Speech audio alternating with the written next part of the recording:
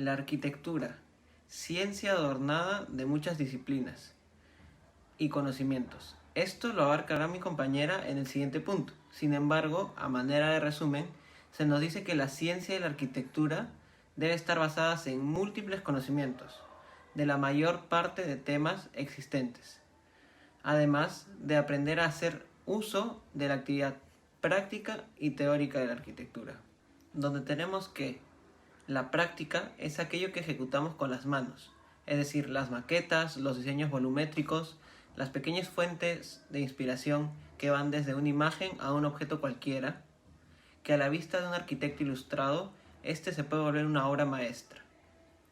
Además, esta presenta una forma dada por el creador, es decir, por el arquitecto. Mientras que la teórica es la manera de explicar el porqué de las intervenciones. ¿A qué nos referimos con el porqué? Nos referimos a todo aquel pequeño detalle que hará que la obra tome cierto camino o sea rechazado, ya sea las formas de construcción, los colores, las sensaciones, los recorridos, el orden del proyecto, etc. Por ello, según el texto de Vitruvio, podemos decir que el arquitecto, que posee ambas, podrá conseguir brevemente lo propuesto. Asimismo, el arquitecto debe ser capaz de presentar el significado y la significante, y algunos términos básicos que permitirán ello y el desarrollo arquitectónico son el ingenio y el ser aplicado, y combinando ambas alimentadas del estudio de la mayor cantidad de temas posibles como dibujo, geometría, la buena vista, la aritmética, historia, filosofía, astrología, etc., generan que el arquitecto sea literato, para poder expresar con escritos su trabajo.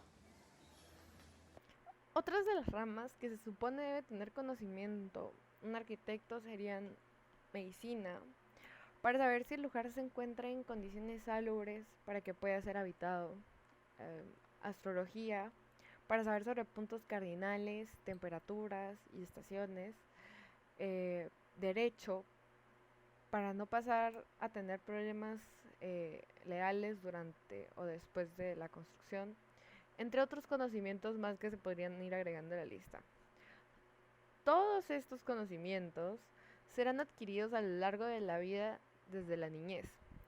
Puede sonar algo complejo y abrumador, sin embargo, según se explica en este capítulo, se hace más sencillo una vez que comprendemos que todos estos conocimientos se encuentran ligados entre sí. En la lectura, el arquitecto Pitio nos dice que el arquitecto debe exceder en todas las artes y doctrinas, aquellos que con su aplicación pusieron cada una de ellas en la mayor claridad. Sin embargo, a su vez en este capítulo nos damos cuenta de lo equivocado que se encontraba este señor, ya que solamente basta con conocer la esencia y principios de los mismos, ya que al conocer de todas estas ramas en su totalidad, dejaríamos de ser arquitectos y pasaríamos a ser otra cosa, que se menciona matemáticos. Por otro lado, también tenemos que tener en cuenta que todas estas ciencias son muy complejas, por lo cual sería injusto obligar a una sola persona a retener toda esta información de todas estas ramas, ya que hay casos en los que incluso gente que se dedica toda su vida a estudiar estas ramas no llegan a conocerlas en su totalidad. Además, hay que tener en cuenta de que todos estos conocimientos pasan a ser más complejos incluso porque nos encontramos con que se dividen en dos, la teoría y la práctica.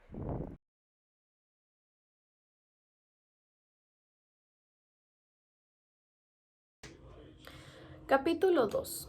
¿De qué cosas consta la arquitectura? La arquitectura consta de 5 cosas: la ordenación, la euritmia, la simetría, el decoro y la distribución. Punto número 1. La ordenación. En griego se llama taxis, que significa disposición. La ordenación es la comodidad de los miembros y la relación de todas las proporciones en la simetría. Existen 3 especies, que son la iconografía, la ortografía y la escenografía. La iconografía es el dibujo en tamaño pequeño que se realiza con una regla y un compás, del cual se miden todas las dimensiones. La ortografía es la representación del frente del edificio y la escenografía es la representación sombreada del frente y de los lados del edificio. Estas tres especies nacen de la meditación y de la invención. La meditación es la reflexión con deseo de hallar todas las cosas propuestas y la invención es la solución de cuestiones intrincadas. Punto número 2. La euritmia. La euritmia es la apariencia conveniente de la composición del edificio. Punto número 3. La simetría. La simetría es la relación de los miembros con la obra. Punto número 4. El decoro es el correcto ornato de la obra. Existe el decoro de costumbre, que pide que los edificios internos tengan un vestíbulo magnífico y elegante. Y existe el decoro natural, que pide que cada espacio tenga una entrada de luz propia. Quinto punto y por último es la distribución, es el correcto empleo de los materiales en el edificio que siempre se adaptarán a sus habitores.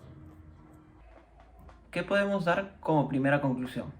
Podemos concluir que la arquitectura está basada en múltiples conocimientos y estos son importantes para poder lograr ser literatos como arquitectos. Como segunda conclusión, tenemos que los arquitectos no tienen solamente conocimientos de arquitectura, sino que aparte tienen conocimientos superficiales de distintas ramas, cosa que permite una amplia visión al momento de diseñar el proyecto.